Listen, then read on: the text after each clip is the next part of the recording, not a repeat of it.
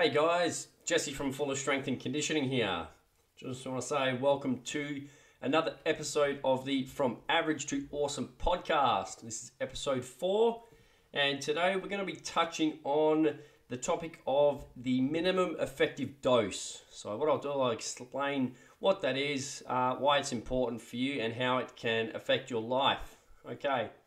First of all, just want to say a big thank you to everyone who's listened to the first 3 episodes so far. Had some great views and feedback on them so far. So I appreciate everyone listening in and for sharing the love in social media on Facebook, Instagram and YouTube as well. So thanks very much guys, really appreciate it, and hopefully you'll continue to do so. Right, so today, episode 4, the minimum effective dose. So what does that mean? Basically, in today's society, everyone's trying to cram more into their lives, more work, spending more time with their family, doing more at the gym, working on their health more, earning more money, sleeping more as well. We're trying to condense so much into our lives.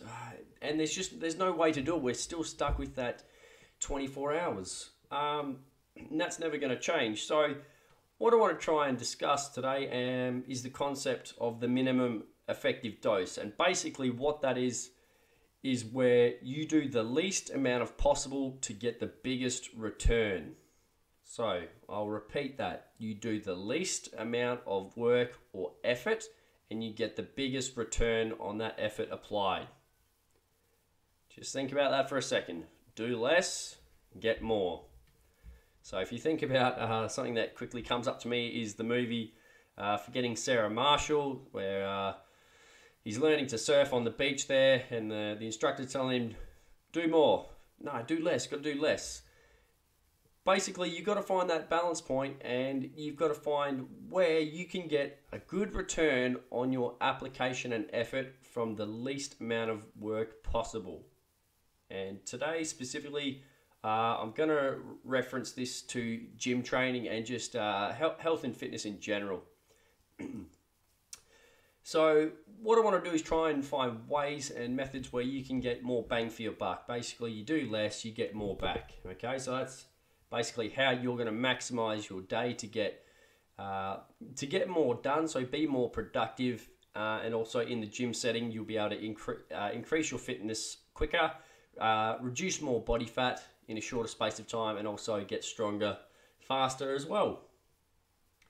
So a couple of things that I just want to sort of get in your mind as a reference point of what this all means is, I'm sure you would have seen ads on Facebook or videos on YouTube, things like that, of different people working out. They're absolutely flogging themselves in the gym, they're busting their ass, and they end up finishing their session or their workout in a pile of sweat, lying on the floor.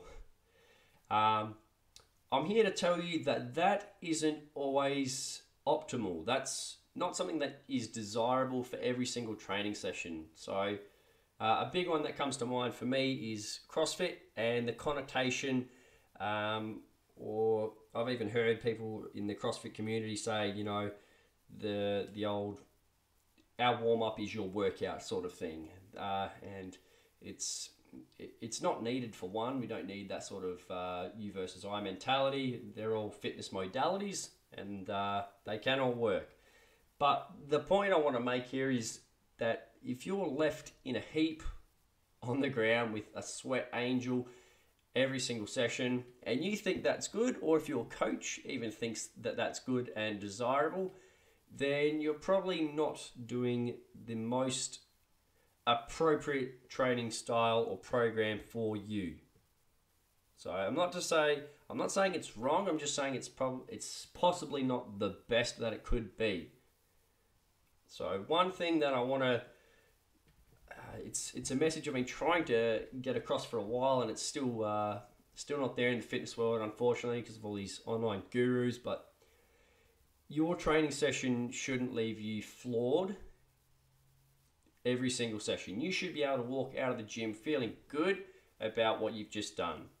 Okay, you don't always have to feel beat up, feel like you've just been hit by a truck or by a train every single session. That's not optimal, and long term that'll end up sort of leaving you with poor results, because you can end up getting injured, lose training motivation just from obviously that repeated beating, if you will. So you don't always have to smash yourself. That's pretty much the bottom line. So think about it this way. If I was to give you two options, let's just say for example's sake that you wanted to lose 5 kilos of body fat. If I told you there was two ways you could do it. Option A, you could lose that 5 kilos of fat by doing one exercise and doing it really well, or doing 100 exercises and doing them very poorly. Which would you choose? I'd say probably 99% of people would pick by doing the one exercise. They do less and they get a quicker and a bigger return. They do one thing and they lose that 5 kilos of body fat. Okay? Similar principle whenever you're doing your gym training, whether it be strength work or even your cardio.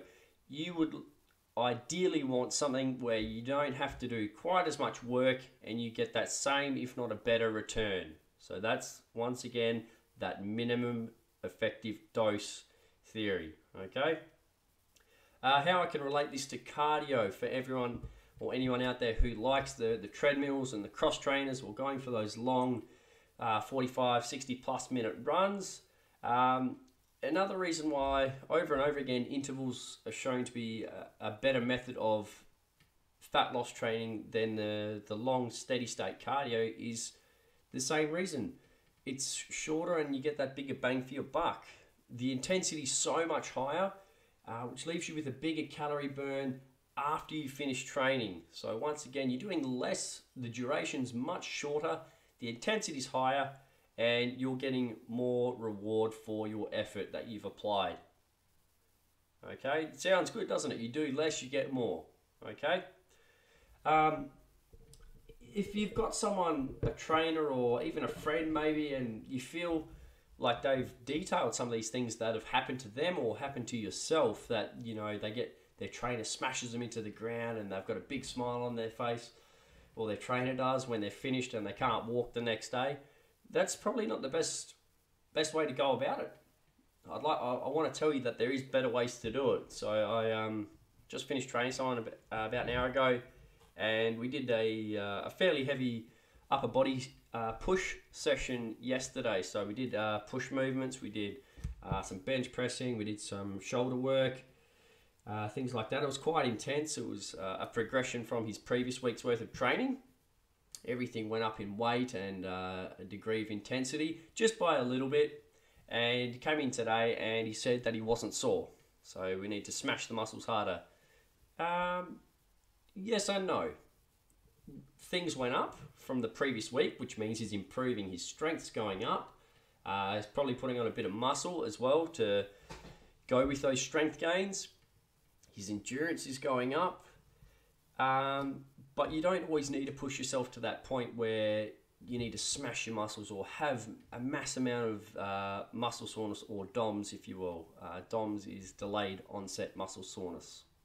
So if you've ever had a heavy strength session, or maybe something you haven't done for a while, chances are within probably 1 to 3 days you pulled up quite sore. Muscles are really stiff when you do similar movements. It's a byproduct of hard work and also some micro tears in those muscle fibers. So it's not something to sort of aim for, but it's a byproduct of resistance training or endurance training that your body is not familiar with. Okay, so just wanted to cover that topic once more. The aim shouldn't always be to smash yourself into the ground, and also you should not be looking to increase muscle soreness every single session. If you can get better gains in strength, fitness, better body composition without being sore, is that not a win? You're getting better results without that byproduct of being sore and feeling like crap the next 1 to 3 days. In my eyes, that's a massive win. I would ideally, in a perfect world, I would love to get everyone fitter, faster, stronger, and leaner without any muscle soreness. Because that means their quality of life is going to be much, much higher.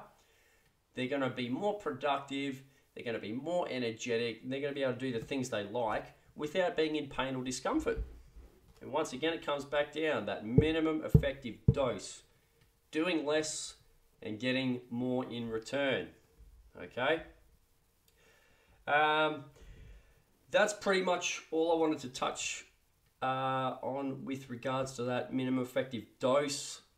I would love it if you guys help me get the word out there. Like I said, this industry is flooded with misinformation, and a lot of these gurus online just posting these hardcore workouts and these hardcore exercises when realistically all they are is unsafe and plain stupid a lot of the times. Just some of these workouts that people are doing, there's no rationale behind it, there's no reasoning. It's just, I think this is going to be really hard, I'm going to give this to my client, it's going to make him sweat and it's going to make me look awesome on Instagram. That's not what personal training or even training and coaching is. Okay, that's not what it's about. It's about improving your performance, your fitness, your strength, and getting people leaner. Okay, you don't always have to smash people into the ground. All right, that's pretty much it for today, guys. Fairly short one, just over the 10-minute mark.